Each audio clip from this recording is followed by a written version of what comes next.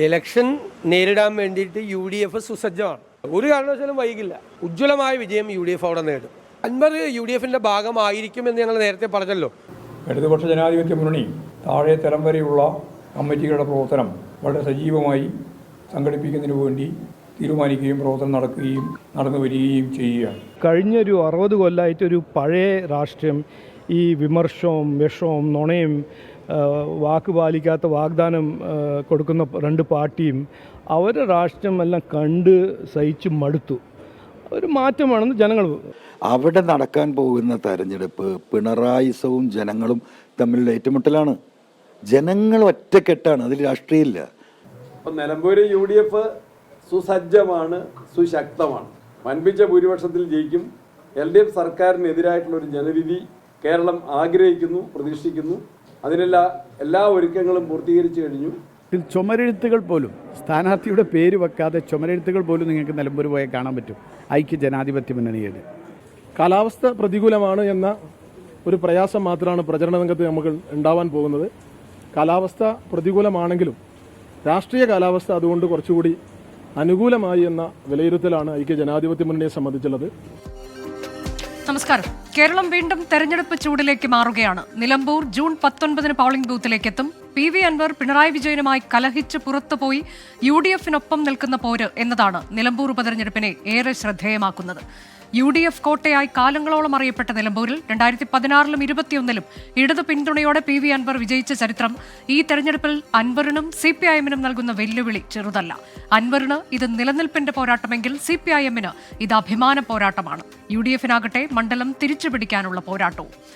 നിയമസഭാ തെരഞ്ഞെടുപ്പിന് മുന്നോടിയായി ക്വാർട്ടർ ഫൈനൽ പോര്. നിലമ്പൂരിൽ നിലം തൊടാ പോര്. ന്യൂസ് ഈവനിംഗ് ആരംഭിക്കുന്നു. പ്രേക്ഷകർക്ക് സ്വാഗതം.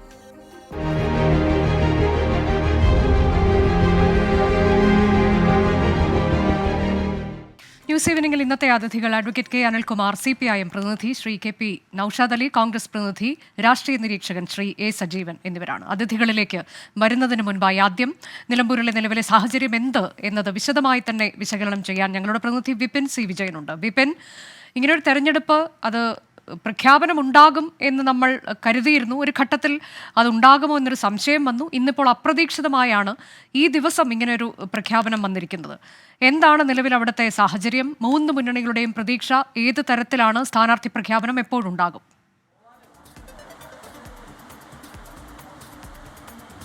അനുജ, നിലമ്പൂരിൽ ഇപ്പോൾ കനത്ത മഴ പെയ്യുകയാണ്. ഇത്തരത്തിൽ രാഷ്ട്രീയ കാലാവസ്ഥ വളരെ പ്രതികൂലമായി നിൽക്കുന്നു. എന്താണ് ഒരു ആശങ്കയൊക്കെ ഉണ്ടാക്കുന്ന ഒരു സമയത്താണ് പെട്ടെന്ന് തന്നെ ഒരു ഉപതെരഞ്ഞെടുപ്പ് പ്രഖ്യാപനം ഉണ്ടാകുന്നത്. അതൊട്ടും പ്രതീക്ഷിച്ചതല്ല. ഒരു ഏപ്രിലോ അല്ലെങ്കിൽ മെയ് മാസത്തോടെയൊക്കെ ഉണ്ടാകുമെന്നുള്ളതാണ് കരുതിയിരുന്നതെങ്കിൽ പിന്നീട് പെഹൽഗാം ആക്രമണത്തേക്ക് തുടർന്ന് നീട്ടിവെക്കുകയായിരുന്നു. ഇപ്പോൾ പെട്ടെന്ന് വന്നിരിക്കുന്നു. ഒപ്പം തന്നെ ആശങ്കയായി ഈ മഴ ഇതുപോലെ തന്നെ നിൽക്കുകയും ചെയ്യുന്നു. അതിൽ മലയോരമാണ് ഏറ്റവും കൂടുതൽ പ്രതിസന്ധിയായി നിൽക്കുന്നത്. അതൊക്കെ തന്നെ ചർച്ചയാകുന്ന ആ രാഷ്ട്രീയ ചൂടിലേക്കാണ് ഇപ്പോൾ ഉപതെരഞ്ഞെടുപ്പ് വന്നിരിക്കുന്നത്.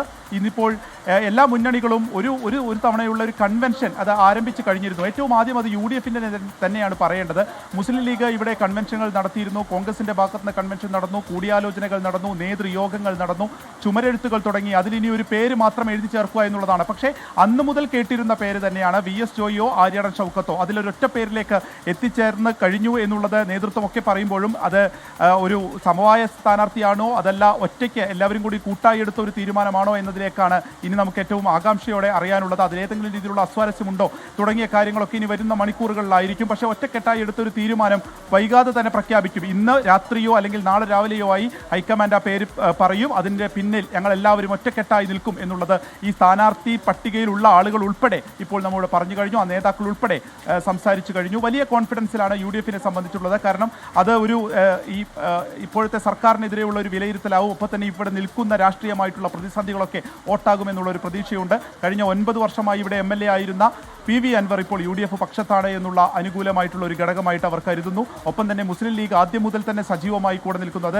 സ്ഥാനാർത്ഥിയാരെ ഇപ്പോൾ ഈ 2 പേരുകൾ പറയുമ്പോഴും മുസ്ലിം ലീഗ് അതിൽ ഒരാളുടെ കൂടെ നിൽക്കുക എന്നുള്ളൊരു നയം ഇതുവരെയും സ്വീകരിച്ചില്ല എന്നുള്ളതുണ്ട്. വിജയസാധ്യത മാത്രം പരിഗണിച്ചൊരു സ്ഥാനാർത്ഥിയെ കണ്ടെത്തൂ എന്നുള്ളതായിരുന്നു മുസ്ലിം ലീഗ് കോൺഗ്രസിനോട് ആവശ്യപ്പെട്ടത്. അങ്ങനെ ഒരു പേരിലേക്ക് എത്തിയെന്ന് പറയുന്നു. ഒപ്പം തന്നെ പുതിയ KPCC അധ്യക്ഷൻ വന്നതിന് ശേഷമുള്ള ആദ്യ ഉപതെരഞ്ഞെടുപ്പാണ്. അതൊരു അഭിമാന പോരാട്ടമായി UDFിലെ അണികൾ കരുതുന്നു, കോൺഗ്രസിലെ അണികൾ കരുതുന്നു എന്നുള്ളത് കൂടിയാണ് UDFിനെ സംബന്ധിച്ച് പറയാനുള്ളത്. ഒപ്പം CPM-നെ സംബന്ധിച്ച് LDF-നെ സംബന്ധിച്ച് ഇപ്പോൾ ഇവിടുത്തെ ഏറ്റവും വലിയൊരു പ്രതിസന്ധി എന്ന് പറയുന്നത് നിലമ്പൂരിലെ ബൈപ്പാസ് ആയിരുന്നു. ആ ബൈപ്പാസിന് ധനാനുമതി തൊട്ട് ഒരു മാസം മുൻപാണ് നൽകിയത്. അപ്പോൾ അതൊക്കെ തന്നെ ഒരു അനുകൂല ഘടകമാവും. ഈ തിരഞ്ഞെടുപ്പിൽ ഈ സർക്കാർ നടത്തിയിട്ടുള്ള എല്ലാ വികസന പ്രവർത്തനങ്ങളുമായിരിക്കും മുന്നോട്ട് വയ്ക്കുക എന്നുള്ളത് ജില്ലാ സെക്രട്ടറി ഉൾപ്പെടെയുള്ളവർ ഇപ്പോഴും വളരെ കോൺഫിഡൻ്റ് ആയിട്ട് തന്നെ പറയുന്നു. എം സ്വരാജനാണ് ഇവിടെ ചുമതലയുള്ളത്. അപ്പോൾ UDFിൻ്റെ സ്ഥാനാർത്ഥി ആരായാലും അതിനെ മറികടക്കാവുന്ന ഒരു വിജയം ഉണ്ടാകും എന്നുള്ളതാണ് LDF. കാരണം 2016-ലും 2021-ലും PV അൻവർ വിജയിച്ചു കയറിയത് പാർട്ടിയുടെ വോട്ട് കൊണ്ടായിരുന്നു. PV അൻവർ ഇപ്പോൾ പുറത്തേക്ക് പോയപ്പോൾ പോലും പാർട്ടിയിൽ നിന്ന് ഒരു വിഭാഗത്തെ അല്ലെങ്കിൽ ഒരാളെ പോലും കൂടെ കൂട്ടാൻ കഴിഞ്ഞില്ല എന്നുള്ളത് അത് CPMൻ്റെ അടിത്തറ ഇവിടെ വ്യക്തമാക്കുന്നു. ആ വോട്ടുകൾ ഇപ്രാവശ്യവും വിജയിക്കാൻ ഇടം നൽകുന്നതാണ്. 3 പതിറ്റാണ്ടിന് ശേഷം തിരിച്ചു പിടിച്ച 3 പതിറ്റാണ്ടിന് ശേഷം കിട്ടിയ ആ നിലമ്പൂർ സീറ്റ് ഇപ്രാവശ്യവും LDF നിലനിർത്തുമെന്നുള്ളതാണ് അവരുടെ അവകാശവാദമുള്ളത്. ഒപ്പം തന്നെ BJPയെ സംബന്ധിച്ച് ഇതുവരെയും കൺവെൻഷനോ അല്ലെങ്കിൽ മറ്റ് ഏതെങ്കിലും രീതിയിലുള്ള ഒരു തെരഞ്ഞെടുപ്പ് കാര്യങ്ങളിലേക്കോ അവർ ഇതുവരെയും കടന്നിട്ടില്ല. 4% ഇവിടെ വോട്ടുള്ളത്. ഇപ്പോൾ അവരുടെ പുതിയ അധ്യക്ഷൻ വന്നതിന് ശേഷമുള്ള ആദ്യ ഉപതെരഞ്ഞെടുപ്പാണ്. അവരെ സംബന്ധിച്ചും ആ ഒരു കരുത്ത് തെളിയിക്കേണ്ട ഒരു സ്ഥിതിയിലേക്ക് ഷോൺ ജോർജ്, നവ്യ ഹരിദാസ് എന്നിവരുടെ പേരുകളാണ് പ്രഥമ പട്ടികയിലായി നമ്മൾ കേൾക്കുന്നത്. അത് ഷോൺ ജോർജ് ആണെങ്കിൽ അത് സഭയുമായിട്ടുള്ള ഒരു അടുപ്പത്തിൻ്റെയൊക്കെ ആയിട്ട് പിന്നീട് വിശകലനം ചെയ്യപ്പെടാം. അപ്പോൾ ആ രീതിക്കുള്ള ഒരു ചർച്ച NDA സംബന്ധിച്ചും നടക്കുന്നു. സജീവമായിട്ടുള്ള ഒരു പോരാട്ടത്തിലേക്ക് നിലമ്പൂർ കടക്കുന്നു. ഇനിയുള്ള നാളുകളിൽ ആ ഒരു വളരെ കുറച്ച് ദിവസങ്ങളേ ഉള്ളൂ, 25 ദിവസങ്ങൾ മാത്രമാണ് മുന്നിലുള്ളത്. അപ്പോൾ അതിൻ്റെ ആദ്യത്തെ ഘട്ടത്തിൽ ജൂൺ 2-ന് തന്നെ നാമനിർദ്ദേശ പത്രിക സമർപ്പിക്കണം എന്നുള്ളത് കൊണ്ട് തന്നെ വളരെ ആവേശത്തോടെ മുന്നണികളെല്ലാം തന്നെ സജീവമായി കഴിഞ്ഞു. അനുജ, അതാണ് എല്ലാ മുന്നണികളും 3 മുന്നണികളും ആവേശത്തോടെ തന്നെ തെരഞ്ഞെടുപ്പ് പോരിന് ഇറങ്ങുകയാണ്. കാലവർഷം തിമിർത്ത് പെയ്യുമ്പോഴാണ് അവിടെ തെരഞ്ഞെടുപ്പ് ചൂട് എന്നുള്ളതാണ്. വളരെ കുറച്ച് ദിവസങ്ങൾ മാത്രമേ ഉള്ളൂ. അതുകൊണ്ട് പ്രചാരണവും കൊഴുത്തതാകും.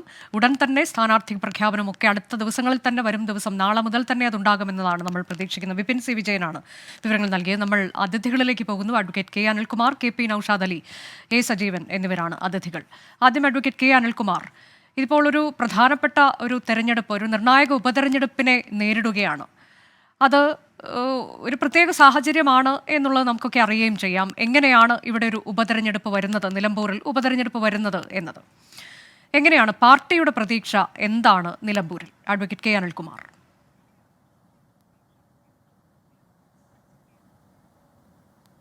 വളരെ കുറച്ച് മാസങ്ങൾ മാത്രമുള്ള ഒരു കാലാവധിക്കാണ് ഒരു ജനപ്രതിനിധിയെ തിരഞ്ഞെടുക്കാൻ നിലമ്പൂർ നിർബന്ധിക്കപ്പെടുന്നത്. യഥാർത്ഥത്തിൽ വളരെ നേരത്തെ തന്നെ തിരഞ്ഞെടുപ്പ് പ്രഖ്യാപിക്കേണ്ടതായിരുന്നു.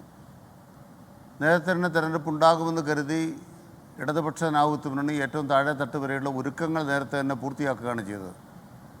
അതിനുശേഷം പാകിസ്ഥാനുമായി ബന്ധപ്പെട്ടുണ്ടായ പ്രശ്നങ്ങളും നമ്മുടെ രാജ്യത്തിൻ്റെ അതിർത്തിയിൽ ഭീകരവാദികൾ നടത്തിയ കടന്നാക്രമണവും എല്ലാം ചേർന്ന് ഒരു ദേശീയ രാഷ്ട്രീയത്തിൻ്റെ ഇന്നത്തെ സാഹചര്യവും BJPക്ക് നിലമ്പൂരിൽ നിന്നും ഒന്നും പ്രതീക്ഷിക്കാനില്ല എന്ന പ്രത്യേക സാഹചര്യം ഉണ്ടാക്കുന്നതുകൊണ്ട് ഒരു തെരഞ്ഞെടുപ്പെന്ന് പറയുന്നത് നീട്ടിവെക്കുകയോ നടക്കാതിരിക്കുകയോ ചെയ്യുന്നൊരു സാഹചര്യമാകും എന്ന ഇടയ്ക്കൊരു ശങ്ക സമൂഹത്തിലാകെ പ്രചരിക്കുകയുണ്ടായി. പക്ഷേ ഏറ്റവും അടിത്തട്ടിൽ ഇടതുപക്ഷ ജനാധിപത്യ മുന്നണി എന്താണോ ചെയ്യേണ്ടത് അത് ചെയ്തു കഴിഞ്ഞിരുന്നു. അതിൻ്റെ ഏറ്റവും പ്രധാനപ്പെട്ട തെളിവാണ് ഇടതുപക്ഷ ജനാധിപത്യ മുന്നണിയുടെ ഒരു MLA ഉണ്ടായിരുന്നൊരു സ്ഥലത്ത് അദ്ദേഹം മുന്നണി വിട്ട് പൊക്കഴിഞ്ഞിട്ട് ഒരു കൊച്ചുകുട്ടി പോലും അദ്ദേഹത്തോടൊപ്പം ആ നാട്ടിലില്ല. നിങ്ങൾ പലരും ആ പഴയ MLAക്ക് എന്തൊക്കെയോ ഒരു സ്ഥാനം കൊടുത്തുകൊണ്ട് ചാനലുകളിലൊക്കെ അവതരിപ്പിക്കുകയും കാർഡിറക്കുകയൊക്കെ ചെയ്യുന്നുണ്ടെങ്കിലും നിലമ്പൂരിനെ സംബന്ധിച്ച് കാക്കാശിന് വിലയില്ലാത്ത ഒരാളാണ്. അനാഥനായിട്ടുള്ള ഒരു രാഷ്ട്രീയ സന്ദേശവുമായിട്ട് വരുന്ന ആളാണ് അവിടെ.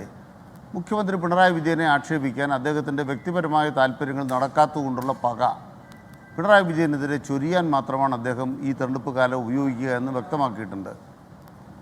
നരേന്ദ്രമോദി ആണ് കുറെ കൂടെ മെച്ചപ്പെട്ടതെന്ന അഭിപ്രായം അദ്ദേഹം പറയുന്നതും കണ്ടു. എന്തായാലും LDF എന്താ പറയുന്നത്? മലയോര പാത കടന്നു പോകുന്നൊരു മണ്ണാണ് ഈ നിലമ്പൂർ തെരഞ്ഞെടുപ്പ് നടക്കുന്ന സ്ഥലം. ദേശീയപാതയുമായി ബന്ധപ്പെട്ട വിവാദങ്ങളുടെ നടുവിലാണ് നമ്മൾ നിൽക്കുന്നത്. നിങ്ങൾ മലയോര പാത നോക്കൂ, സംസ്ഥാന പാതകൾ നോക്കൂ, BMBC നിലവാരത്തിൽ പണിതിട്ടുള്ള ഉന്നത റോഡുകൾ നോക്കൂ. അവിടുത്തെ മുൻ MLA പറയുന്നത് ഇപ്പോഴത്തെ 2ാം പിണറായി സർക്കാർ വന്നേ പിന്നെ നിലമ്പൂരിനൊന്നും കിട്ടിയില്ല എന്നാണ്. നിലമ്പൂർ മണ്ഡലത്തിൽ 1000 കോടി രൂപയുടെ വികസനമാണ് ഈ കഴിഞ്ഞ 4 കൊല്ലക്കാലം കൊണ്ട് ഇടതുപക്ഷ ജനാധിപത്യ നടത്തിയത്. അതിൻ്റെ കണക്കുമായിട്ടാണ് ഞങ്ങളങ്ങോട്ട് പോണത്. ഇവിടെ നാട്ടുകാരെ സംബന്ധിച്ചിടത്തോളം ആ വികസന തുടർച്ചയ്ക്ക് ഒരു വോട്ട് നൽകണമെന്ന് ചിന്തിക്കുന്നതിൽ തെറ്റൊന്നും ഉണ്ടാവില്ല. LDFനെ സംബന്ധിച്ച് ഏറ്റവും പ്രധാനപ്പെട്ട അനുകൂല സാഹചര്യം ഇവിടെ രൂപപ്പെട്ടു വന്നിട്ടുള്ളത് സർക്കാരിൻ്റെ വികസന പ്രവർത്തനങ്ങൾ ആളുകളുടെ മനസ്സിലേക്ക് എത്തുന്ന ഒരു നല്ല ക്യാമ്പയിനാണ് ഇപ്പോൾ മന്ത്രിസഭയുടെ വാർഷികവുമായി ബന്ധപ്പെട്ട് നടത്തിയത്. പ്രതിപക്ഷം യഥാർത്ഥത്തിൽ പ്രോഗ്രസ് കാർഡ് മുന്നോട്ട് വച്ചപ്പോൾ ആ പ്രോഗ്രസ് കാർഡ് എടുത്തിട്ട് അതിലെന്തെല്ലാം കാര്യം നടന്നില്ല എന്ന് സമൂഹത്തോട് പറയാൻ അവർക്കൊരു അവകാശവും ബാധ്യതയുള്ളതാണ്. പക്ഷേ പ്രതിപക്ഷം മിണ്ടിയില്ല. എന്താ പ്രതിപക്ഷം മിണ്ടാത്തത്? വസ്തുതാപരമായി പ്രതിപക്ഷത്തിന് നല്ല ബോധ്യമുണ്ടായിരിക്കുന്നു. വസ്തുതാപരമായി അവർ ബോധ്യപ്പെടുന്ന സാഹചര്യം വന്നിരിക്കുന്നു. കേരളത്തിലെ LDFൻ്റെ വികസന ഭരണ മികവുകൾ മികച്ചതാണ്. മതനിരപേക്ഷ കേരളത്തിൻ്റെ വികാസ വഴികളിൽ ഇടതുപക്ഷത്തിനാണ് ഇവിടെ എന്തെങ്കിലും ചെയ്യാനുള്ളത്. ഈ രണ്ട് കാര്യങ്ങളും വ്യക്തത വന്ന സാഹചര്യത്തിൽ നിലമ്പൂരിനെ സംബന്ധിച്ചിടത്തോളം അഭിമാന പുരസ്സരം അടുത്ത തുടർ ഭരണത്തിന് ഒരു ഡെപ്പോസിറ്റ് എന്ന നിലയ്ക്കാണ് ഞങ്ങൾ ഈ വിജയത്തെ കാണുന്നത്. ആ നിലയിലാണ് നിലമ്പൂരിലെ ജനങ്ങളോട് ഞങ്ങൾ വോട്ട് അഭ്യർത്ഥിക്കുന്നത്. ശരി, അതാണ് ഈ തെരഞ്ഞെടുപ്പിനെ എങ്ങനെ കാണുന്നു പാർട്ടി എന്നുള്ളതാണ് അഡ്വക്കേറ്റ് കെ അനിൽകുമാർ ആമുഖമായി വിശദീകരിച്ചു. ശ്രീ KP നൗഷാദ് അലി, 1000 കോടിയുടെ വികസനത്തിന്റെ കണക്കുമായി അങ്ങോട്ടേക്ക് പോവുകയാണ് എന്നാണ് പറയുന്നത്. അതായത് എങ്ങനെയാണ് ഒരു വികസന തുടർച്ച ഇനിയും കേരളത്തിൽ ഉണ്ടാകേണ്ടത് എന്നതുകൂടി പറഞ്ഞു വയ്ക്കുന്നതിൻ്റെ ഒരു തുടക്കമായി. ഇപ്പം നമ്മൾ നേരത്തെ ഞാൻ തുടക്കത്തിൽ പറഞ്ഞ പോലെ നിയമസഭാ തെരഞ്ഞെടുപ്പിൻ്റെ ക്വാർട്ടർ ഫൈനൽ തന്നെയാണിത് എന്നതിൽ തർക്കമില്ല. അപ്പോൾ ഇതുവരെ ചെയ്തു വച്ച കാര്യങ്ങൾ എന്ത്, പ്രത്യേകിച്ച് മണ്ഡലത്തിൻ്റെ കാര്യത്തിലുള്ള വികസനം, ഇതുൾപ്പെടെ പറഞ്ഞുകൊണ്ടായിരിക്കും ഈ തെരഞ്ഞെടുപ്പിനെ LDF നേരിടാൻ പോകുന്നത് എന്നത് അർത്ഥശങ്കയ്ക്കിടയില്ലാത്തവണ്ണം അഡ്വക്കേറ്റ് കെ അനിൽകുമാർ വിശദീകരിച്ചു കഴിഞ്ഞു. KP നൗഷാദ് അലി,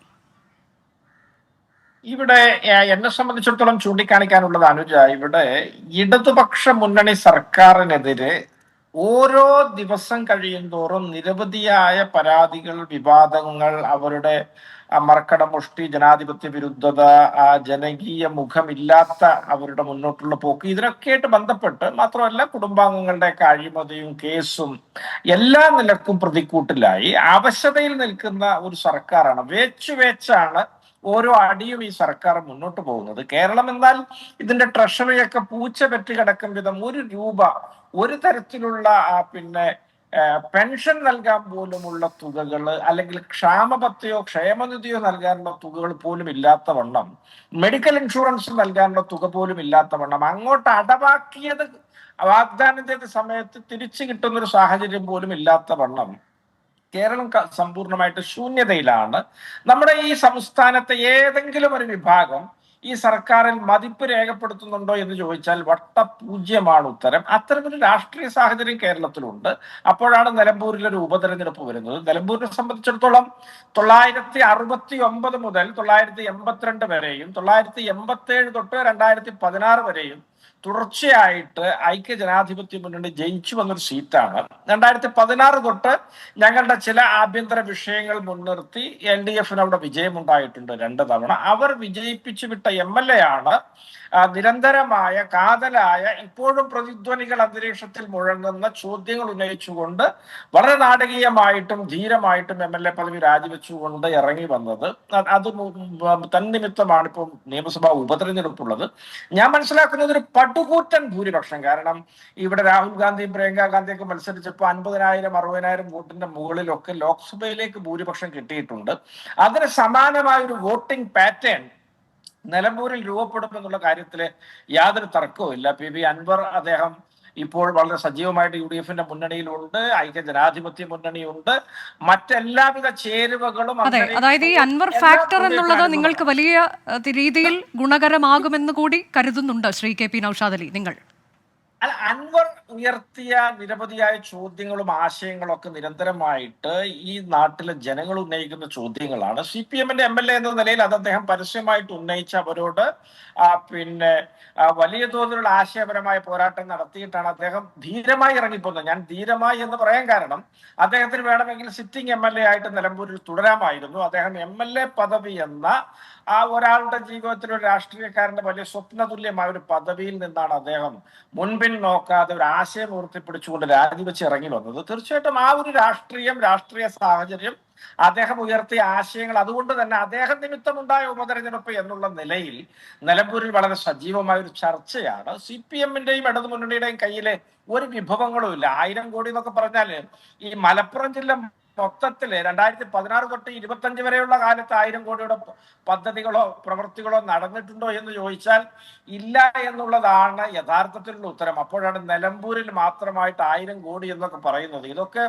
ഏട്ടിലെ പശുക്കളാണ്, ഇതൊന്നും പുല്ല് തിന്നുകയില്ല. ഇത്തരം വാചാടോപങ്ങളുമായിട്ട് നിലമ്പൂരിലേക്ക് വന്നാൽ തന്നെ ജനങ്ങൾ അവരെ കൈകാര്യം ചെയ്യും. കാരണം 1000 കോടി അവിടെ ചെലവാക്കിയിട്ടുണ്ടെങ്കിൽ അത് അനുഭവിക്കേണ്ടവരാണല്ലോ ആ നാട്ടുകാര്. തങ്ങളെ കബളിപ്പിച്ച് മുന്നോട്ട് വരാൻ ഇവർ ഇങ്ങനെ ധൈര്യം കാണിക്കുമെങ്കിൽ നിലമ്പൂരുകാരൻ അതിനുള്ള മറുപടി കൊടുത്തോളും. ഇപ്പൊ അനിൽകുമാർ കോട്ടയത്തിരുന്നോ? പക്ഷെ അങ്ങനെയെങ്കിൽ ശ്രീ നൌഷാദ് അലി, ഇപ്പൊ എന്റെ ചോദ്യം, ഈ കഴിഞ്ഞ 2 ടേം തുടർച്ചയായി അവിടെ MLA ആയിരുന്നയാൾ ഇപ്പോൾ നിങ്ങൾക്കൊപ്പമാണല്ലോ. അപ്പോൾ അദ്ദേഹം അതിന് മറുപടി പറയേണ്ടുന്ന ആളല്ലേ? അദ്ദേഹത്തിന് ഉത്തരവാദിത്തമല്ലേ അതിന് മറുപടി പറയാൻ? നൌഷാദ് അലി, തീർച്ചയായിട്ടും അദ്ദേഹം ആ വിഷയത്തിൽ ഒരുപാട് അധ്വാനിക്കുകയും ശ്രമങ്ങൾ നടത്തുകയും ചെയ്തിട്ട് ഇതൊന്നും നടപ്പില്ല എന്ന് ബോധ്യമായപ്പോഴാണ് അദ്ദേഹം ഒരു രാഷ്ട്രീയ നിലപാട് സ്വീകരിച്ചുകൊണ്ട് ഇറങ്ങിപ്പോന്നിട്ടുള്ളത്. അത് അദ്ദേഹം പരസ്യമായിട്ട് ജനങ്ങളോട് പറഞ്ഞു കഴിയുകയും ജനങ്ങൾ ചർച്ച ചെയ്യുകയും ചെയ്തതാണ്. അതുകൊണ്ട് തന്നെ ഏതെങ്കിലും തരത്തിലുള്ള വികസനത്തിന്റെ പോരായ്മകൾ ഉണ്ടെങ്കിൽ അത് സംസ്ഥാന സർക്കാരിന്റെ പടവിക്കാണ് ഇരിക്കുക. അതെങ്ങനെ അൻവറിന്റെ പടവിക്ക് വരുന്നത്? അൻവർ നിരന്തരമായിട്ട് വികസനം കൊണ്ടുവരാനും രാഷ്ട്രീയ ശരികളിലൂടെ ഇടതുമുന്നണി ഗവൺമെന്റ് സഞ്ചരിക്കണം അല്ല, അങ്ങനെ ഒരു പരാതിയൊന്നും ആ ഘട്ടത്തിലോ ഏതെങ്കിലും ഒരു ഘട്ടത്തിലോ അദ്ദേഹം ഉന്നയിച്ചതായി നമ്മൾ കേട്ടിട്ടില്ലല്ലോ ശ്രീ KP നൌഷാദ് അലി. അല്ല, അങ്ങനെ കേട്ടിട്ടില്ലെങ്കിൽ പിന്നെ അദ്ദേഹം സംതൃപ്തനായിരിക്കും. പിന്നെ അദ്ദേഹത്തിന് അതിനകത്ത് കുറ്റം ഉണ്ടാവേണ്ട കാര്യമില്ലല്ലോ. നിങ്ങൾ അങ്ങനെ എല്ലാ 2 ചോദ്യവും ഒരുമിച്ച് ചോദിക്കരുത്. അല്ല, എന്റെ സംശയം ചോദിക്കുകയാണ്. താങ്കൾ പറയുകയാണ് ഇപ്പോൾ വികസനം വരാത്തൊരിടമാണ് എന്നെങ്കിൽ അതിൽ ഒരു ഉത്തരവാദിത്തം MLA എന്ന രീതിയിൽ അദ്ദേഹത്തിനുണ്ടല്ലോ, ജനപ്രതിനിധി എന്ന രീതിയിൽ അദ്ദേഹത്തിനുണ്ടല്ലോ എന്നാണ് ഞാൻ ചോദിക്കുന്നത്. സാധാരണഗതിയിൽ സിറ്റിംഗ് MLA അല്ലെങ്കിൽ അതിനു മുൻപ് ഭരിച്ചുകൊണ്ടിരുന്ന അവരുടെ ഭാഗമായി നിന്ന ജനപ്രതിനിധി ആര് എന്നൊക്കെയുള്ള രീതിയിൽ അദ്ദേഹത്തിന് ഉത്തരവാദിത്തമില്ലേ? അല്ല, ഞാൻ അതിന് PV അൻവർ അല്ല ഇപ്പോൾ അവിടെ സ്ഥാനാർത്ഥിയായിട്ട് മത്സരിക്കാൻ പോകുന്നത്. കോൺഗ്രസിന്റെ UDFന്റെ സ്ഥാനാർത്ഥിയാണ് അവിടെ മത്സരിക്കാൻ പോകുന്നത്. തീർച്ചയായിട്ടും PV അൻവറിനെ സംബന്ധിച്ചിടത്തോളം അദ്ദേഹം ജനപ്രതിനിധിയായിരുന്ന കാലത്തെ പ്രവർത്തനങ്ങളിലൊക്കെ അദ്ദേഹത്തിന് പങ്കാളിത്തമുണ്ട്. അതിന്റെ നേട്ടത്തിലും കോട്ടത്തിലൊക്കെ ഉത്തരവാദിത്തമുണ്ട്. അത് അദ്ദേഹം തന്നെ വളരെ വ്യക്തമായിട്ട് പലതവണ പറഞ്ഞതാണ്. ഇനി നമുക്ക് ഇനിയും കേൾക്കാം. ഇനി ഞാൻ ഒരു കാര്യം അനുജ അതിനകത്ത് പറഞ്ഞിട്ടുള്ളൂ, എല്ലാ മണ്ഡലങ്ങളിലും എന്തൊക്കെ നടന്നോ അതൊക്കെ നിലമ്പൂരിലും നടന്നു. 1000 കോടിയുടെ വികസന പ്രവൃത്തി എന്നത് കഴിഞ്ഞ 8-9 കൊല്ലം കൊണ്ട് മലപ്പുറം ജില്ല മൊത്തത്തിലെടുത്താൽ നടന്നിട്ടില്ല. പിന്നെയാണല്ലോ ഇപ്പൊ നിലമ്പൂര് മാത്രമായിട്ട് 1000 കോടി എന്നൊക്കെ പറയുന്നത്. അതെന്താണ് എന്ന് ഒന്ന് എണ്ണി പറയുകയും അതിന്റെ എക്സ്പെൻഡിച്ചർ എവിടെയൊക്കെയാണ് എന്നൊന്ന് ചൂണ്ടിക്കാണിക്കുകയും അതിന്റെ ഭാഗമായി പൂർത്തിയായ അതൊക്കെ പറയാനാണ് ഇപ്പോൾ അങ്ങോട്ട് ഈ വരുന്ന 10-25 ദിവസം ആ കാര്യങ്ങളൊക്കെ പറയാനാണ് എന്നതാണ് അഡ്വക്കേറ്റ് K അനിൽകുമാർ വ്യക്തമാക്കിയത്. അത് വരുമ്പോൾ നമുക്ക് വിശദമായിട്ട് അതിനെക്കുറിച്ച് ചർച്ച ചെയ്യാമെന്നാണ് ഞാൻ പറഞ്ഞത്. നമുക്ക് അതിന്റെ നെല്ലും പതിരും ഒക്കെ നമുക്ക് തലമുടി നാരിഴ കീറി പരിശോധിച്ചുകൊണ്ട് തന്നെ നമുക്ക് ഇത്തരത്തിലുള്ള ആരോഗ്യകരമായ സംവാദങ്ങളിൽ രാഷ്ട്രീയ ചർച്ചകളിലൊക്കെ ഏർപ്പെടാം. ഞങ്ങൾ അത്ര തുറന്ന മനസ്സോടുകൂടിയാണ് അത്തരം വേദികളെ ഞങ്ങൾ പ്രതീക്ഷിച്ച് കാത്തു നിൽക്കുകയാണ്. ശരി, ശ്രീ സജീവൻ, ഇപ്പോൾ ഇത് സാധാരണഗതിയിൽ നമ്മൾ പല ഉപതെരഞ്ഞെടുപ്പുകളും കണ്ടിട്ടുണ്ട്. എന്നാൽ ഇവിടെ ഈ നിലമ്പൂരിൽ നടക്കാൻ പോകുന്ന ഉപതെരഞ്ഞെടുപ്പ് എന്ന് പറയുന്നത് അത് വ്യത്യസ്തതയാർന്നതായിരിക്കും എന്നുള്ളതിൽ ഒരു തർക്കവുമില്ല. കാരണം എങ്ങനെയാണ്, ഏത് സാഹചര്യത്തിലാണ് അവിടെ ഒരു ഉപതെരഞ്ഞെടുപ്പ് വരുന്നതെന്ന് നമുക്കറിയാം. അവിടെ PV അൻവർ എന്ന 2 തവണ തുടർച്ചയായി ജയിച്ച PV അൻവർ അദ്ദേഹം രാജിവെച്ച് പോകുമ്പോൾ പറഞ്ഞിട്ടുള്ള ഒട്ടേറെ കാര്യങ്ങളുണ്ട്. അപ്പോൾ അദ്ദേഹം ആർക്കൊപ്പമാണ് ഈ സമയത്ത് നിൽക്കുന്നത് എന്നത് നമുക്കറിയാം. അങ്ങനെ വരുമ്പോൾ ഒരു വലിയൊരു തെരഞ്ഞെടുപ്പ് യുദ്ധത്തിലേക്ക് തന്നെ നിലമ്പൂർ പോവുകയാണ്. അതൊരു അഭിമാന പോരാട്ടമാണ് ചിലർക്ക് നിലനിൽപ്പിൻ്റെ പോരാട്ടമാണ്, മറ്റു ചിലർക്ക് മണ്ഡലം തിരിച്ചു പിടിക്കാനുള്ള. അങ്ങനെ ആ തരത്തിലേക്ക് 3 പേർക്ക് ഇത് ഏറ്റവും നിർണായകമായൊരു തെരഞ്ഞെടുപ്പ് എന്ന തരത്തിലല്ലേ നിലമ്പൂർ ഉപതെരഞ്ഞെടുപ്പ്? തീർച്ചയായും അനുജ പറഞ്ഞ പോലെ ഇത് നേരത്തെ പുതുപ്പള്ളിയിൽ ഉണ്ടായതുപോലെയോ അല്ലെങ്കിൽ പാലക്കാട് ഉണ്ടായതുപോലെയോ എന്നുള്ള തെരഞ്ഞെടുപ്പല്ല. അവിടെയൊക്കെ ഉപതെരഞ്ഞെടുപ്പ് നടന്നിട്ടുണ്ടെങ്കിൽ പോലും അവിടെ റിസൾട്ട് എന്തായിരിക്കും എന്നുള്ള കാര്യം നമുക്ക് ഏതാണ്ട് അറിയാവുന്നതാണ്. പുതുപ്പള്ളിയിൽ UDF അല്ലാതെ LDF ജയിക്കുമെന്ന് നമ്മൾ ആരും പറയില്ല. പാലക്കാടാണെങ്കിൽ പോലും UDFൻ്റെ മണ്ഡലമാണ്. ലോക്സഭാ മണ്ഡലമായിട്ടുള്ള വയനാടിൻ്റെ കാര്യത്തിലും ഇതേപോലെയാണ്. ഇവിടെ അതല്ല, LDFൻ്റെ മണ്ഡലം. അൻവർ പോയോ അൻവർ ഇപ്പുറത്താണോ ഉള്ളതിനേക്കാൾ നമ്മൾ കണക്കാക്കുമ്പോൾ LDF സ്ഥാനാർത്ഥി ജയിച്ച മണ്ഡലമാണ് കഴിഞ്ഞ 2 തവണയായിട്ട്, 2016-ലും 2021-ലും. അങ്ങനെയുള്ളൊരു മണ്ഡലത്തിൽ തീർച്ചയായിട്ടും അവിടെ അൻവർ അപ്പുറത്തേക്ക് പോയി കഴിഞ്ഞാൽ പോലും ഞങ്ങൾക്കൊന്നും പറ്റിയിട്ടില്ല, ഒരു പരിക്കും പറ്റിയിട്ടില്ല. ഒരാൾ പോലും അപ്പുറത്ത് അനിൽകുമാരോട് പറഞ്ഞല്ലോ, ഒരാൾ പോലും അദ്ദേഹത്തോടൊപ്പം പോയിട്ടില്ല എന്നൊക്കെ പറയാമെങ്കിൽ പോലും അങ്ങനെ അവിടെ UDF ആണ് ജയിക്കുന്നതെങ്കിൽ അതൊരു വലിയ പരീക്ഷണമായിരിക്കും LDFന് എന്നുള്ള കാര്യത്തിൽ സംശയമില്ല. വരാൻ പോകുന്ന തദ്ദേശ തെരഞ്ഞെടുപ്പിലും അത് കഴിഞ്ഞ് വരാൻ പോകുന്ന നിയമസഭാ തെരഞ്ഞെടുപ്പിലൊക്കെ ഒരു വലിയ തിരിച്ചടിയായിട്ട് പോലും കണക്കാക്കാവുന്ന ഒന്നായിട്ട് മാറിയേക്കാം. രണ്ടാമത്തെ കാര്യം, അൻവറിനെ സംബന്ധിച്ചിടത്തോളം അൻവറിനെ UDFൽ ഇതുവരെ എടുത്തിട്ടില്ല. ഞങ്ങളോടൊപ്പമാണെന്നൊക്കെ നൗഷാദ് അലി ഇവിടെ പറയുന്നുണ്ടെങ്കിൽ പോലും ഇതുവരെ UDFൻ്റെ ഭാഗമായിട്ട് എടുത്തിട്ടില്ല. അപ്പോൾ പക്ഷേ എങ്കിൽ പോലും അൻവർ ആര് സ്ഥാനാർത്ഥിയായാലും, നേരത്തെ നമുക്കറിയാമല്ലോ ഷൗക്കത്ത് സ്ഥാനാർത്ഥിയാവുകയാണെങ്കിൽ പറ്റില്ല എന്നുള്ള രീതിയിലൊക്കെ അൻവർ പറഞ്ഞെങ്കിലും ഇനി ആര് സ്ഥാനാർത്ഥിയാണെങ്കിലും അൻവർ അരയും തലയും മുറുക്കി അവിടെ UDF വേണ്ടി പ്രവർത്തിക്കുന്ന കാര്യത്തിൽ സംശയമില്ല. കാരണം അൻവറിന് LDF പരാജയം ഏത് ചെകുത്താൻ വന്നാലും അൻവർ പിന്തുണയ്ക്കുന്നുള്ള കാര്യത്തിൽ സംശയമില്ല. കാരണം അൻവറിന് ജീവൻ മരണ പോരാട്ടമാണ്. അവിടെ നിന്ന് ഇപ്പുറത്തേക്ക് വന്നിട്ട് LDF മറ്റും ജയിച്ചാൽ അതോടുകൂടി അൻവറിൻ്റെ രാഷ്ട്രീയ ജീവിതത്തിൻ്റെ അന്ത്യമായിരിക്കും. അപ്പോൾ UDF സംബന്ധിച്ചിടത്തോളം ആണെങ്കിൽ ഇത് തിരിച്ചു പിടിക്കുക എത്രയും വലിയൊരു അവസരമാണ്. ഈ അവസരത്തെ തിരിച്ചു പിടിക്കാൻ പറ്റിയില്ലെങ്കിൽ അത് വരാൻ പോകുന്ന തെരഞ്ഞെടുപ്പിൽ അതിൻ്റെ പ്രശ്നമുണ്ട്. ഇപ്പോൾ തന്നെ സ്ഥാനമൊഴിഞ്ഞ KPCC പ്രസിഡന്റ് സുധാകരൻ പറഞ്ഞുള്ളത് തെരഞ്ഞെടുപ്പിൽ ഇനി വരാൻ പോകുന്ന തെരഞ്ഞെടുപ്പിലെ ജയമൊക്കെ അത്ര എളുപ്പമല്ല എന്ന് പറഞ്ഞു വെച്ചിട്ടുള്ള കാര്യമാണ്. ഇവിടെ പരാജയപ്പെട്ടാൽ ഇപ്പോൾ അടങ്ങി നിൽക്കുന്ന സുധാകരൻ ഉൾപ്പെടെയുള്ള ആളുകൾ പത്തിവെക്കാൻ തുടങ്ങും. അപ്പോൾ ഇത്തരം കുറേ കാര്യങ്ങൾ കോൺഗ്രസിനെ സംബന്ധിച്ചിടത്തോളം ആണെങ്കിലും അൻവറിനെ സംബന്ധിച്ചിടത്തോളം ആണെങ്കിലും LDF സംബന്ധിച്ചിടത്തോളം ആണെങ്കിലും ഇത് ജീവൻ മരണ താങ്കൾ ഉപയോഗിച്ച ആ പദം വളരെ കൃത്യമാണ്. ജീവൻ മരണ പോരാട്ടമാണ്. BJP സംബന്ധിച്ച് നമ്മൾ പറയേണ്ട കാര്യമില്ല. BJPക്ക് നേരത്തെ 4% താഴെയായിരുന്നു. അത് കഴിഞ്ഞിട്ട് പിന്നീട് 2016 അവിടെ സ്വാഭാവികമായിട്ടും 7% കൂടുതൽ വന്നു. അത് കഴിഞ്ഞ് 2021 ആയപ്പോഴേക്ക് വീണ്ടും ഗ്രാഫ് താഴ്ന്നു. ഈ ഒരു അവസ്ഥയുണ്ടായിരുന്നു. അപ്പോൾ BJP അവിടെ എന്തെങ്കിലും അട്ടിമറി നടത്തുന്നുള്ള കാര്യം നമ്മൾ വിചാരിച്ചിട്ട് കാര്യമില്ല. അതെ, പക്ഷേ ഇപ്പോൾ BJP കുറച്ചുകൂടി ഗൗരവത്തിൽ ഈ തെരഞ്ഞെടുപ്പിനെ എടുത്തിട്ടുണ്ട് എന്നുള്ളതാണ് രാജീവ് ചന്ദ്രശേഖരന്റെ പ്രതികരണം എന്ന് വരുമ്പോൾ അദ്ദേഹം പറയുന്നത് ഇത് വളരെ ഗൗരവത്തിൽ തന്നെ എടുത്തുകൊണ്ട് സ്ഥാനാർത്ഥി പ്രഖ്യാപനത്തിലേക്ക് ഉടൻ തന്നെ കടക്കും എന്നുള്ളതാണ്. അങ്ങനെ BJPയും സജീവമായി തന്നെ രംഗത്തുണ്ടാകും. സജീവമായിട്ടുണ്ടാകും. ഞാൻ പറയുന്നത് BJP പ്രവർത്തിക്കില്ല എന്നല്ല, BJP നല്ല സ്ഥാനാർത്ഥി നിർത്തില്ല എന്നല്ല. അവർക്ക് 4% തികയാത്തൊരു ഘട്ടത്തിൽ അവിടെ നിന്ന് 7% 8% വോട്ട് നേടാൻ 2016 അവർക്ക് കഴിഞ്ഞുവെങ്കിൽ 11 16 തമ്മിലുള്ള വ്യത്യാസം ഒറ്റഘട്ടത്തിലാണ് ഒരു ഇരട്ടിയിലേറെ വോട്ട് ശതമാനം വരുന്നത്. അത് കഴിഞ്ഞിട്ട് താഴോട്ടേക്ക് അതിനൊക്കെ കാരണങ്ങൾ ഓരോന്നുണ്ട്. പക്ഷേ അതൊരു പക്ഷേ അങ്ങനെ കൂട്ടിയാൽ പോലും നമ്മൾ അവിടെ ഒരു അട്ടിമറി ജയത്തിന് BJPക്ക് പറ്റുമെന്നൊക്കെ വിചാരിക്കുമ്പോൾ അതൊരിക്കൽ പോലും നടക്കാത്തൊരു സ്വപ്നമാണ്. മറ്റ് രണ്ട് LDF UDF ഉള്ള പ്രശ്നം എന്ന് പറയുന്നത് ഇത് രണ്ട് പാർട്ടികൾ ഇപ്പോൾ LDF മണ്ഡലമല്ല ശരിക്കും. അത് നേരത്തെ ഇവിടെ നൗഷാദ് അലി പറഞ്ഞു. അത് തുടർച്ചയായിട്ട് 3 തവണ മാത്രമാണ് അത് LDF കയ്യിലേക്ക് പോയിട്ടുള്ളത്. ഈ ബാക്കിയുള്ള ഘട്ടങ്ങളിലൊക്കെ തുടർച്ചയായിട്ട് അവിടെ ജയിച്ചു വന്ന UDF ആണ്. ആര്യാടിൻ്റെ തട്ടകമാണ് അവിടെ. ലീഗ് ആര്യാടനുമായിട്ടുള്ള ഡിപ്പ് വെച്ച് നമുക്ക് അറിയാം. ആ ആര്യാടൻ ലീഗ് ഇടഞ്ഞു നിൽക്കുന്ന ഘട്ടത്തിൽ പോലും ആര്യാടൻ അവിടെ ജയിച്ചു വന്നതാണ്. ഏറ്റവും അവസാനം 2011 തെരഞ്ഞെടുപ്പിൽ ആര്യാടൻ അവസാനമായിട്ട് ജയിക്കുന്നത് 5574 വോട്ടിൻ്റെ ഭൂരിപക്ഷത്തിലാണ്. അത് കുറവാണെങ്കിൽ പോലും അവിടെ നോക്കേണ്ട വെച്ചാൽ ആര്യാടൻ അപ്പോൾ ആര്യാടനോട് UDF ഒറ്റക്കെട്ടായി നിൽക്കുന്നതല്ല. അത് കഴിഞ്ഞ് ഈ അടുത്ത തെരഞ്ഞെടുപ്പിൽ ഷൗക്കത്ത് നിന്നപ്പോൾ അത് അല്ല VV പ്രകാശ് നിന്ന സമയത്ത് അത് ശക്തമായ രൂപത്തിൽ കുതിച്ചുയരുന്നൊരവസ്ഥ വന്നു. 11,000 ഭൂരിപക്ഷത്തിലേക്ക് വന്നു. അത് കഴിഞ്ഞ് ഷൗക്കത്ത് നിന്നപ്പോൾ അത് വീണ്ടും കുറയുന്നൊരവസ്ഥ വന്നു. 7,000 ചില്ലാൻ വോട്ടിൻ്റെ ഭൂരിപക്ഷത്തിലേക്ക് വന്നു. അപ്പോൾ ഈ മാറ്റങ്ങളൊക്കെ ഉണ്ടാവുന്നുണ്ട്. അവിടെ മുസ്ലിം കാൻഡിഡേറ്റ് നിന്നാൽ ജയിക്കുമെന്നുള്ള രീതിയൊന്നും, കാരണം അങ്ങനെയാണ് VV പ്രകാശിന് അത്രയും നല്ല വോട്ട് കിട്ടില്ല.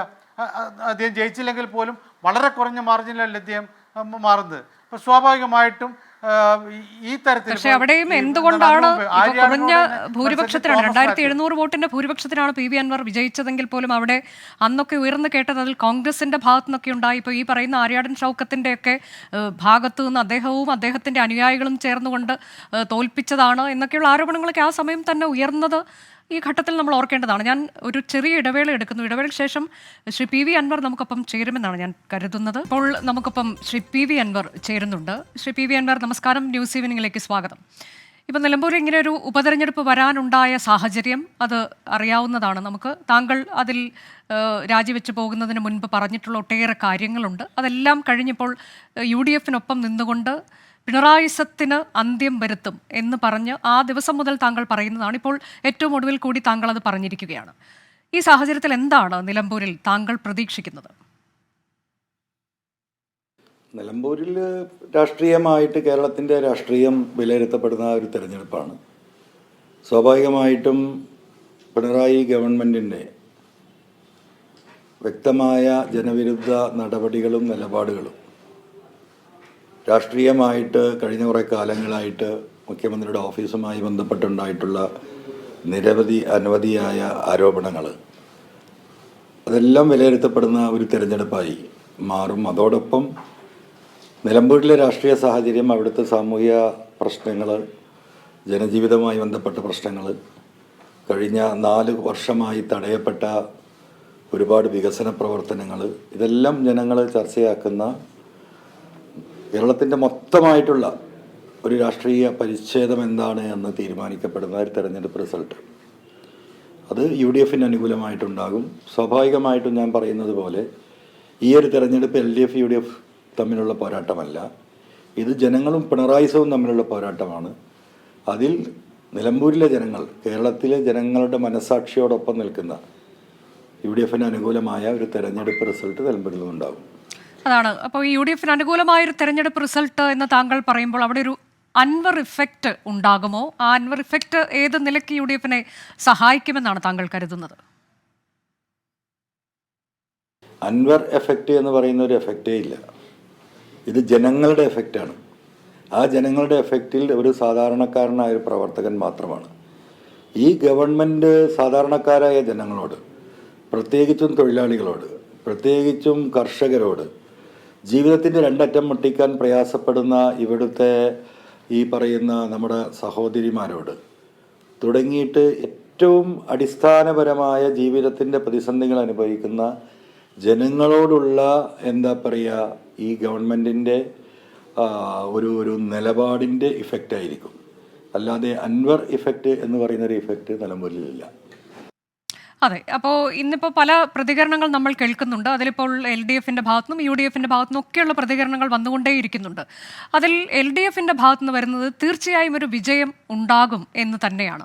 അതായത് അടുത്ത പിണറായി സർക്കാരിലേക്ക്, അല്ലെങ്കിൽ അടുത്ത തവണ LDF സർക്കാർ വരുന്നതിലേക്ക് ഉള്ള ഒരു പോക്ക്, അതിന് തുടക്കം കുറിക്കുന്നതാകും ഈ പോരാട്ടം എന്ന് പറഞ്ഞു വെക്കുകയാണ്. അപ്പോൾ അങ്ങനെയൊന്ന് സംഭവിച്ചു, നിലമ്പൂരിൽ ഇവിടെ LDF വിജയിക്കുന്നു എന്ന് കരുതുക.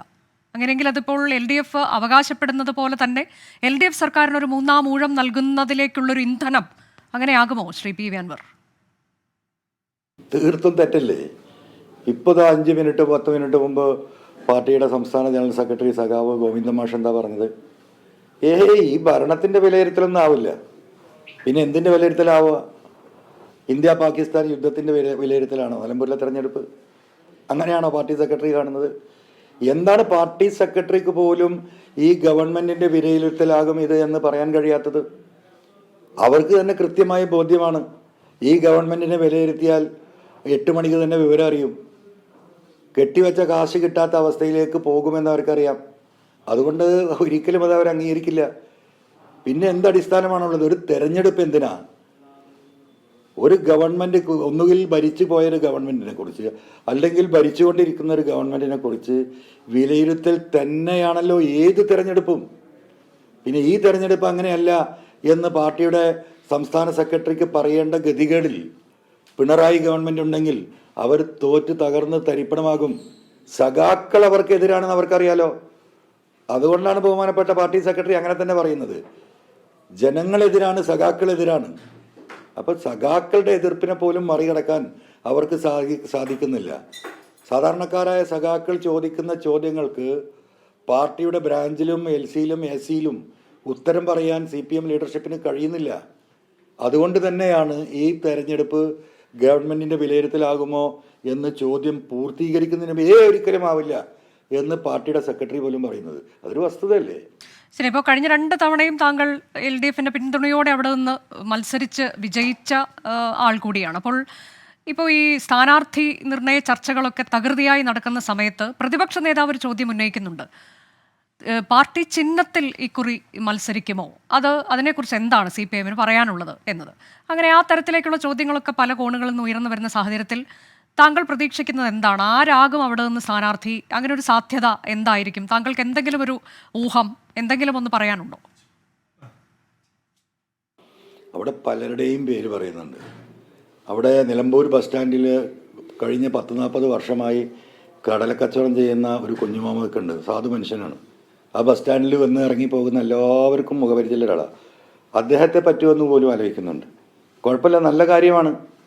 അപ്പോൾ ഒരു സ്ഥാനാർത്ഥി മലപ്പുറം ജില്ലയിൽ, കേരളത്തിൽ എത്ര CPM-ൻ്റെ സെക്രട്ടേറിയറ്റ് മെമ്പർമാരും പോളിറ്റ് ബ്യൂറോ മെമ്പർമാരും കേന്ദ്ര കമ്മിറ്റി മെമ്പർമാരും എല്ലാം ഉണ്ടല്ലോ. എൻ്റെ ഒരാളെ നിർത്താൻ ധൈര്യമില്ലാത്തത്?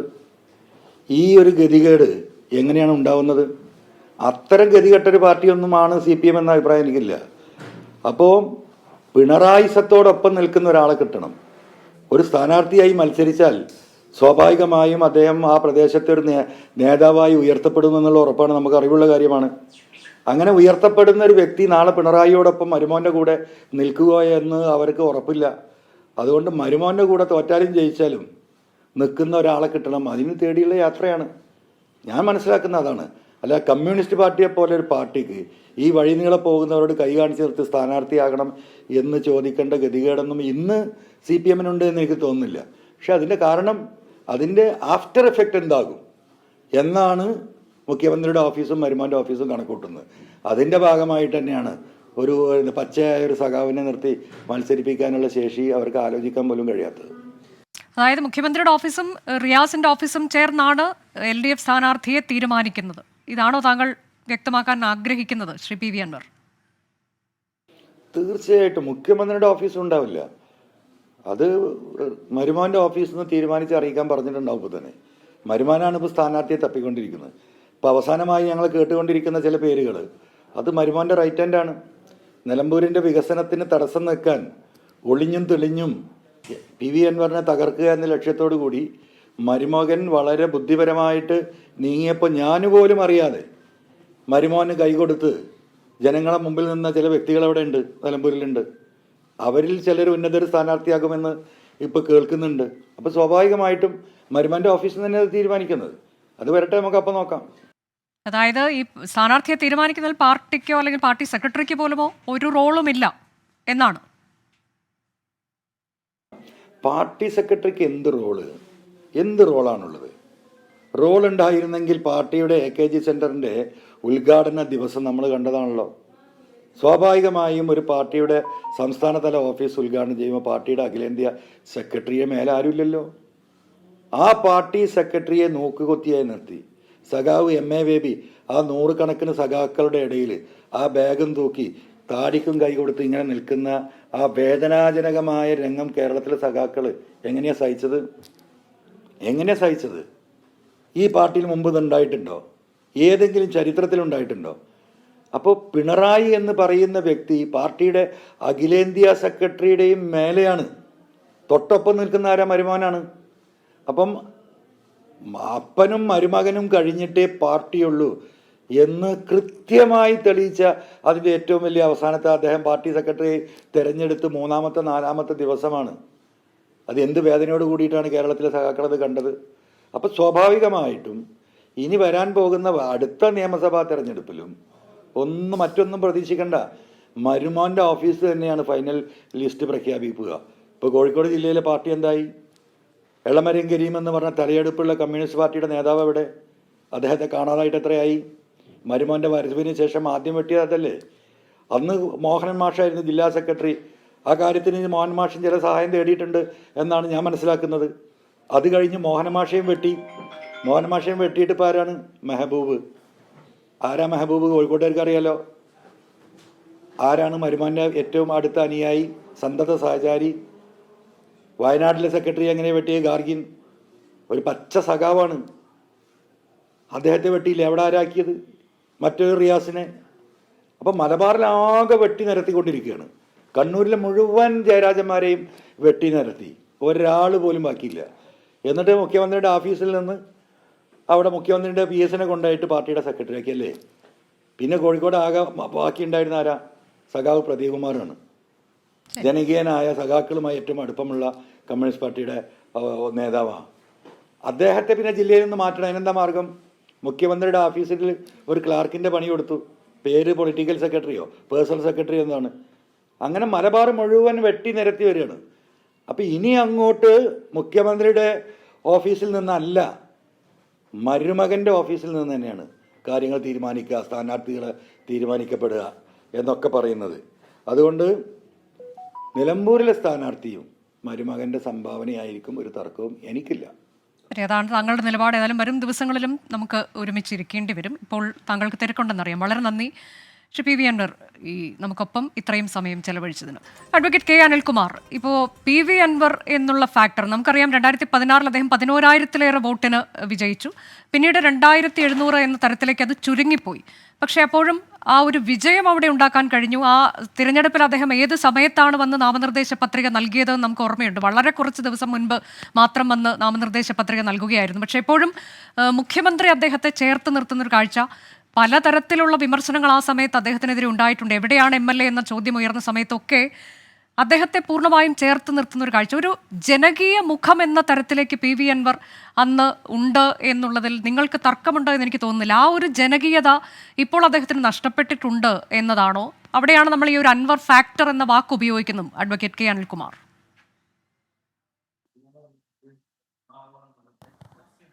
ഇപ്പോൾ ഈ ചർച്ചയിൽ അദ്ദേഹം വന്നിട്ട് പോയി.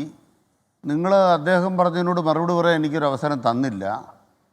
ഒരു ചർച്ചയിൽ പങ്കെടുക്കുമ്പോൾ അദ്ദേഹം പറയുന്നതിന് ഖണ്ഡിക്കാനുള്ള അവസരം അദ്ദേഹം ഇരിക്കുമ്പോൾ തന്നെ അതൊരു റെക്കോർഡഡ് കോൺവെർസേഷൻ ആയിരുന്നു. എന്തെങ്കിലും വർത്താനം അദ്ദേഹം പറഞ്ഞു? അല്ല, അദ്ദേഹം ഒരു റെക്കോർഡഡ് കോൺവെർസേഷൻ ആയിരുന്നു അത്. അപ്പം അങ്ങനെ വരുമ്പോൾ തലയ്ക്ക് വെളിവുള്ള ശരി അപ്പം തലയ്ക്ക് വെളിവുള്ള എന്തെങ്കിലും പറയണ്ടേ അദ്ദേഹം? ഈ പറഞ്ഞ വല്ല രാഷ്ട്രീയമാണോ? എന്തൊരു വെളിവില്ലായ്മയും വിവരക്കേടുമാണ് പറയുന്നത്. മാത്രമല്ല, UDF എന്ന് പറയുന്നത് ചെകുത്താന്മാരുടെ മടയാണ്. അതിലേതെങ്കിലും ഒരു ചെകുത്താൻ നിന്നാലും ജയിക്കും എന്ന് പറഞ്ഞാൽ അതിന് അർത്ഥം എന്താണ്? നാടിന് കൊള്ളാവുന്നവരില്ല, മൊത്തം ചെകുത്താന്മാരാണ് അതിനകത്തുള്ളത്. ആ ചെകുത്താന്മാരുടെ കൂടെ ഞാൻ നിൽക്കുകയാണ്. ഇതല്ല ഇദ്ദേഹം പറയണത്. അത് UDFനെ സംബന്ധിച്ചുള്ള അലങ്കാരമാണ്. അവർ കൊള്ളാം, ഇങ്ങനെ തന്നെ പറയുന്നൊരു അൻവറിനെ ഞങ്ങൾക്ക് വേണം. UDFൻ്റെ ഗതികേടല്ലേ ഇതുപോലെ ചെകുത്താന്മാർ മത്സരിക്കാൻ പോവുകയാണ്. അത് ഏത് ചെകുത്താനും ജയിക്കുമെന്ന് പറഞ്ഞാൽ അതിനർത്ഥം UDFനെ പിന്തുണച്ചെന്നാണോ? ഉടനെ അത് ഗംഭീരമായി എന്ന് പറയുന്നത് UDFൻ്റെ ഗതികേടല്ലേ നിലമ്പൂർ കണ്ടുകൊണ്ടിരിക്കുന്നത്. പിന്നെ ഇവിടെ UDFൻ്റെ നേതാവ് പറഞ്ഞ എന്തായിരുന്നു? വികസനത്തിന്റെ കാര്യത്തിൽ അദ്ദേഹം ഒരു സംശയം ചോദിച്ചിരുന്നു. 1000 കോടി വികസനം.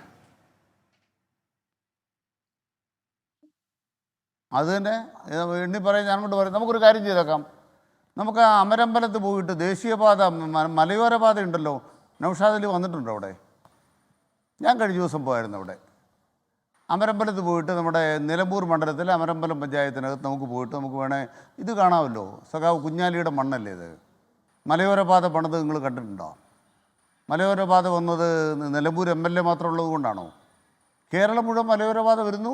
അത് നിലമ്പൂരൂടെ കൂടി വരുന്നുണ്ട്. എത്ര കോടി വേണം? കണക്ക് വേണോ? മലയോര പാതയുടെ കണക്ക് കൊണ്ട് വേണോ? പാത പണിതിട്ടാണ് സംസാരിക്കുന്നത്. ഈ ഉപതെരഞ്ഞെടുപ്പ് ഒരു ഇപ്പോഴല്ലേ തോന്നിയത്. പക്ഷെ പാത വന്നിട്ട് കുറേ കാലമായി. ഈയിടെ ഉദ്ഘാടനം ചെയ്തു.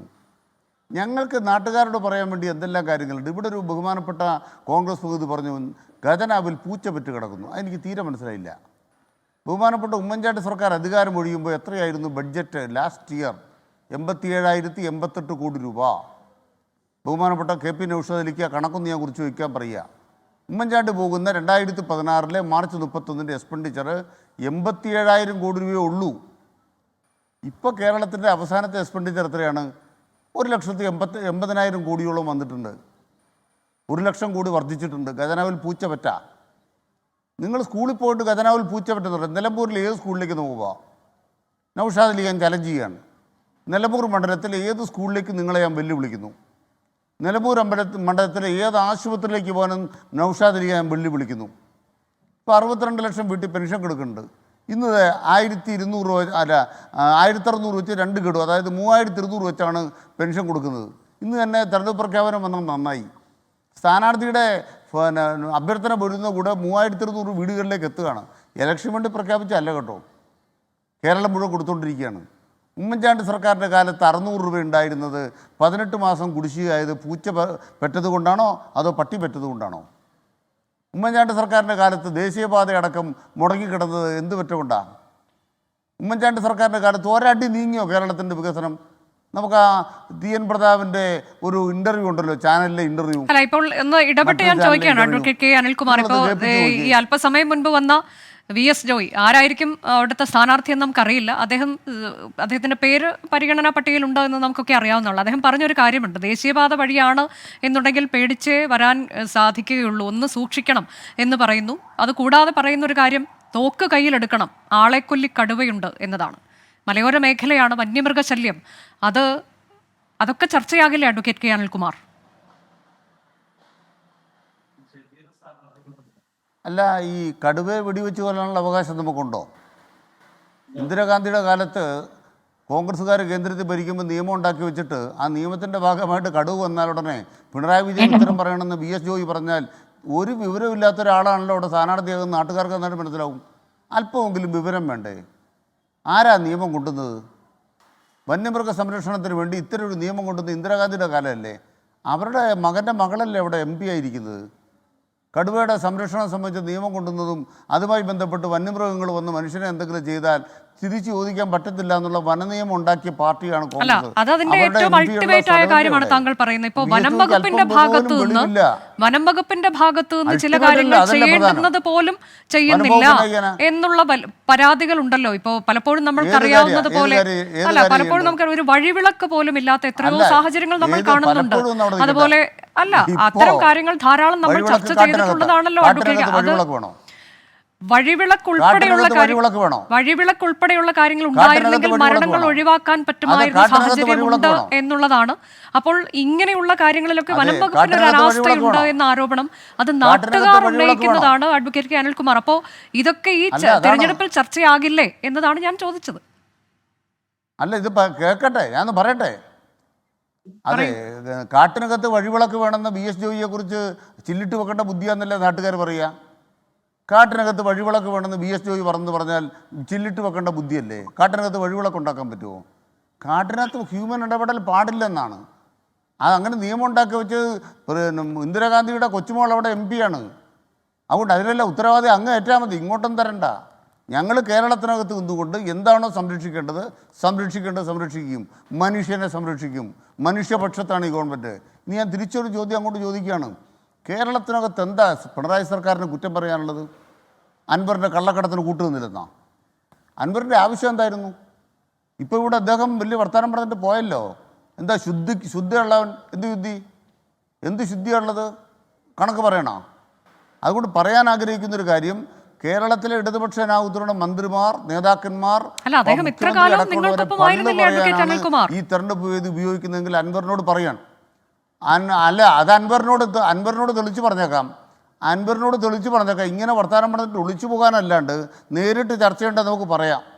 അങ്ങോട്ട് പറയാൻ നമ്മൾ തുടങ്ങാം. ഓരോന്നും അങ്ങോട്ട് പറയാൻ അങ്ങോട്ട് തുടങ്ങും. അധികം വർത്തമാനമൊന്നും വേണ്ടി വരികയില്ല. നാട്ടുകാർക്കെല്ലാം നന്നായിട്ടറിയാം എന്തുകൊണ്ട് ഇവിടെ നിൽക്കാനാവാത്ത സാഹചര്യം വന്നു എന്നുള്ളത് ഞങ്ങൾക്ക് വെളിപ്പെടുത്തും. അത്ര ഞാൻ ഇപ്പോൾ പറയുന്നുള്ളൂ. എന്തുകൊണ്ട് ഇപ്പുറത്ത് നിൽക്കാനാവാത്ത സാഹചര്യം വന്നു ഞങ്ങൾ വെളിപ്പെടുത്തും. അദ്ദേഹം ഉന്നയിച്ച ഏതെങ്കിലും ഒരു ആരോപണം തെളിഞ്ഞോ? ഞാൻ അൻവറിനെ ഇന്ന് വെല്ലുവിളിക്കുകയാണ്. എന്തിനാ വെല്ലുവിളിക്കുന്നറിയോ? വെല്ലുവിളിക്കുന്നത് അദ്ദേഹം ഉന്നയിച്ച ആരോപണങ്ങൾ കേസ് കൊടുക്കാൻ. പല ആരോപണം ഉന്നയിച്ചല്ലോ പലരുടെ പേരിൽ. എന്താ തള്ളിക്കളഞ്ഞല്ലോ, തെളിവില്ല എന്ന് പറഞ്ഞല്ലോ. ഇയാൾ ഭീരുവല്ലേ? നിങ്ങളുടെ ചർച്ച ചെയ്തിട്ട് അയാൾ പോയില്ലേ? ഭീരുവല്ലേ അയാൾ? വരും ദിവസങ്ങളിലൊക്കെ അദ്ദേഹം എന്തോ വെളിപ്പെടുത്തൽ നടത്തും എന്നൊക്കെയാണ് പറഞ്ഞിട്ടുള്ളത്. അടുത്ത ദിവസങ്ങളിലൊക്കെ വാർത്താ സമ്മേളനം നടത്തും, വെളിപ്പെടുത്തലുകൾ നടത്തും എന്നൊക്കെ പറയുകയാണ്. അതായത് എന്താണോ നമുക്കറിയില്ല, നമുക്ക് നോക്കാം അതൊക്കെ എന്താണ്.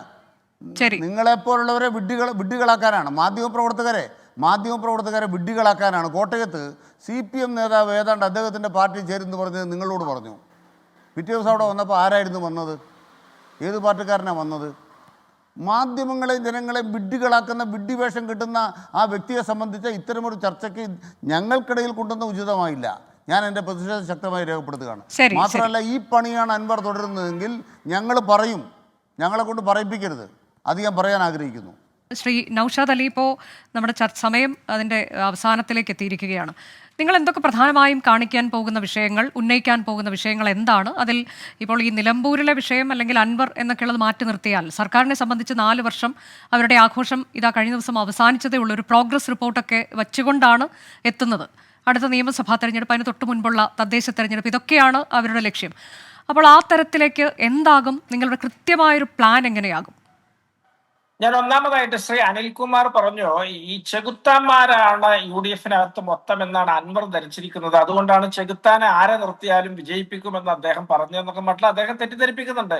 പണ്ട് EMS ഏത് ചെകുത്താനെ കൂട്ടുപിടിച്ചു കോൺഗ്രസിനെ തോൽപ്പിക്കുമെന്ന് പറഞ്ഞതിന്റെ അർത്ഥം കോൺഗ്രസ് ഇതര പക്ഷത്തൊക്കെ ചെകുത്താന്മാരാണ് എന്ന് അനിൽകുമാർ കരുതുന്നുണ്ടോ എന്ന് എനിക്ക് അറിയില്ല. രണ്ടാമതൊരു കാര്യം, ഈ തെരഞ്ഞെടുപ്പ് ഇതൊരു മലയോര ജനതയുടെ വിഷയങ്ങൾ മുൻനിർത്തിയിട്ടുള്ള തെരഞ്ഞെടുപ്പ് തന്നെയാണ്. കാരണം ഇവിടെ പിണറായി വിജയൻ അധികാരത്തിലേറിയിട്ട് 900 പേരാണ് വനം വന്യജീവി ആക്രമണത്തിൽ മരിച്ചത്. 8000-ലധികം പേര് ശയ്യാവലംബികളാണ്. അതിൽ 50% പേരുടെ നഷ്ടപരിഹാര തുക പോലും കൊടുക്കാത്ത ഒരു സർക്കാരാണിത്. ഇവിടെ സൗരോർജ വേലികളില്ല, അതുപോലെ തന്നെ നമ്മളെ സംബന്ധിച്ചിടത്തോളം വെർച്വൽ ഫെൻസിംഗ് ഇല്ല, മൊബൈൽ ആപ്പ് ഇല്ല, SMS ഇല്ല, ആവശ്യമുള്ള ഫോഴ്സ് പോലും ഇല്ല. വനംവകുപ്പിന്റെ ഇപ്പോൾ ആവശ്യമുള്ള ഉദ്യോഗസ്ഥർ ഇല്ല, പലയിടങ്ങളിലും ഇല്ല, പെട്രോളിങ്ങിനുള്ള ആളുകളില്ല എന്ന് പറയുന്നു. കൂടാതെ നമുക്ക് അറിയാവുന്നത് പോലെ ഈ ഒരു മരണമുണ്ടായാൽ നഷ്ടപരിഹാരം പ്രഖ്യാപിക്കൽ അത് മാത്രമായി മാറുന്നു എന്ന ചോദ്യം പലകുറി നമ്മൾ കേട്ട് കഴിഞ്ഞതാണ്. അതാണ് ഞാൻ അഡ്വക്കേറ്റ് കെ അനിൽകുമാറോട് ചോദിച്ചത്. ഇതൊരു മലയോര മേഖലയാണ്, ഏറ്റവും പ്രധാനമായി ഉയരാൻ പോകുന്ന ഒരു വിഷയം ഈ വന്യമൃഗശല്യം തന്നെയല്ലേ എന്ന ചോദ്യം ഞാൻ അദ്ദേഹത്തോട് ചോദിച്ചത് അതുകൊണ്ടാണ്. തുടരാം. 2 ദിവസം മുമ്പാണ് നിലമ്പൂരിനോട് ചേർന്ന് കിടക്കുന്ന കാളികാവിൽ ഒരു ടാപ്പിംഗ് തൊഴിലാളിയെ നിർഭാഗ്യവാനായ മനുഷ്യനെ കടുവ കടിച്ചു കൊന്നത്. അദ്ദേഹത്തിന്റെ 40% ശരീരഭാഗങ്ങൾ ഇല്ലാതെയാണ് അദ്ദേഹത്തിന്റെ അന്തിമ കർമ്മങ്ങൾ നടത്തിയത്. ഇതൊക്കെയാണ് ആ നാട്ടിലെ അവസ്ഥ. അപ്പൊ ഇതിനൊക്കെ ഒരു തരത്തിലുള്ള ക്രമീകരണവും ഇല്ലാതെ, ഒരു മുന്നറിയിപ്പും ഇല്ലാതെ, ഒരു ശാസ്ത്രീയ സങ്കേതങ്ങളും ഇല്ലാതെ, എന്തിനും നഷ്ടപരിഹാരം പോലും ഈ പറഞ്ഞ ഇരകൾക്ക് നൽകാത്ത ആളുകളൊക്കെയാണ് മലയോര ജനതയുടെ പേരിൽ മുതലക്കണ്ണീർ ഒഴുക്കുന്നത്. ഏതായാലും ഒരു തർക്കവും നിങ്ങൾക്ക് വേണ്ട.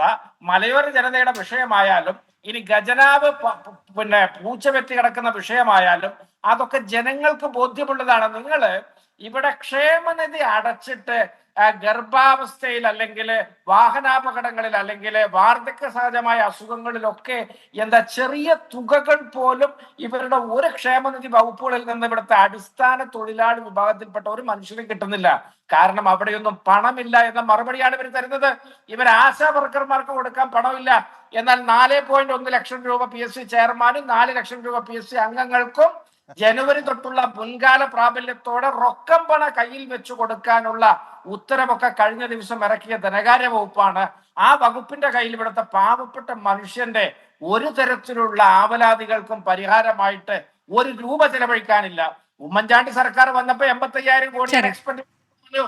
അതിനു മുമ്പ് ഉമ്മൻചാണ്ടി അധികാരത്തിലേറുമ്പോ അത് 66,000 ആയിരിക്കും. കാരണം കൊല്ലം കൂടുന്തോറും എക്സ്പെൻഡിച്ചർ കൂടും. അതിലൊക്കെ എന്ത് പുതുമയാണ് ശ്രീ അനിൽകുമാർ ഉള്ളത്? നിങ്ങൾ അത്തരത്തിലൊക്കെയുള്ള ബാലിശമായ കാര്യങ്ങളാണോ പറയുന്നത്? ഉമ്മൻചാണ്ടി അധികാരത്തിൽ ഇറങ്ങുമ്പോൾ ഉണ്ടാവുന്ന കേരളത്തിന്റെ ഉണ്ടായിരുന്ന പൊതുകടത്തിന്റെ 5 ഇരട്ടിയിലധികമാണ് ഇന്ന് പിണറായി വിജയൻ 9 കൊല്ലം ഭരിച്ചപ്പോൾ ഉണ്ടായ പൊതുകടം. എന്താ നിങ്ങൾ അത് പറയാത്തത്? കടം വാങ്ങാൻ എവിടെ ഇടമുണ്ട് എന്ന് തെരഞ്ഞു നടക്കുന്ന വികസന അനിൽകുമാർ എന്താണ് മറുപടി? അവർക്കെതിരെയുള്ള ശക്തമായ വിധിയെഴുത്ത് ഈ നിലമ്പൂർ ഉപതെരഞ്ഞെടുപ്പിലുണ്ടാവും. പടുകൂറ്റൻ ഭൂരിപക്ഷത്തിന് അവിടെ ഐക്യ ജനാധിപത്യ മുന്നണി ജയിക്കും. ഒറ്റ കാര്യമുള്ളൂ.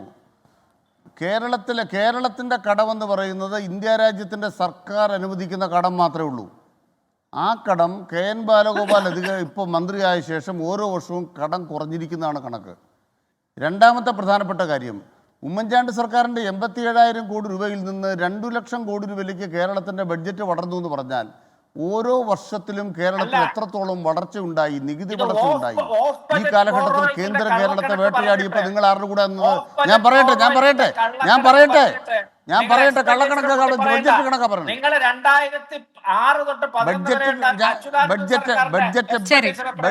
ബഡ്ജറ്റാ പറയുന്നത്.